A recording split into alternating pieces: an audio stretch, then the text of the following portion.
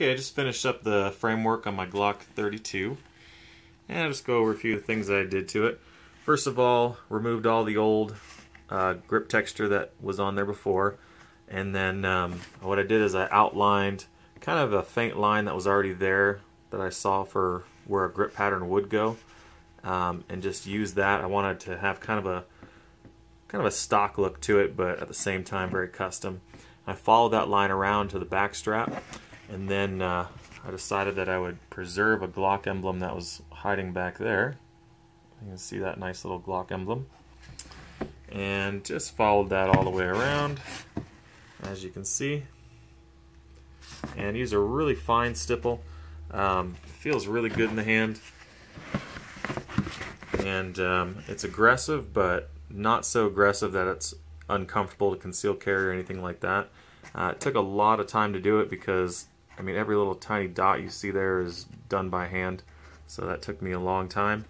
But, you know, I think that if it's going to be something you're going to carry and keep for a long time, then, you know, if you spend a couple days doing it, then, you know, it's well worth it because you're going to be carrying this thing for, you know, maybe a couple of years, maybe more. Other than that, I did do the trigger guard, reworked the whole thing. Basically did a flat front here on the front of the guard and thinned it out a bit to kind of match the bottom that I would also thin out, as you can see. Put a little bit of grip there on the front. Let's see here. Might be easier to see. A little texturing there on the front, just kind of more for style than anything else. And then on the bottom, same thing. Did a little stippling there. Both of these are stipples. Those are not stickers or anything like that. So I stippled that, smoothed it out real smooth on the bottom. A lot of room there for my fingers to come up underneath there, and gives you a really, really comfortable grip. Can't say that I've ever felt a gun that feels better in hand than this one right here. This is the second stippling I've done. The first one came out pretty good, but this one's definitely the best one I've ever done. I've done a couple other just quick jobs for some friends, but for myself, this is the second one I've done. On the front here, I did something a little different.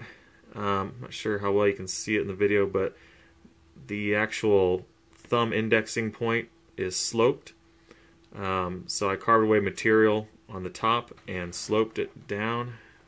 That's not really a good way to show it, but if you look at the other side, I just did a simple stipple pad right there for your trigger finger.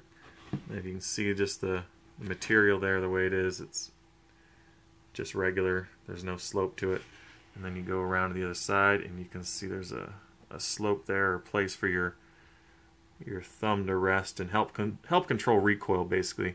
Your thumb's going to ride along the side there, and that should help a little bit with the recoil.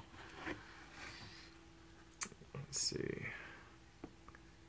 Yeah, other than that, I mean, that's pretty much it. Just trigger guard work, reworked all that.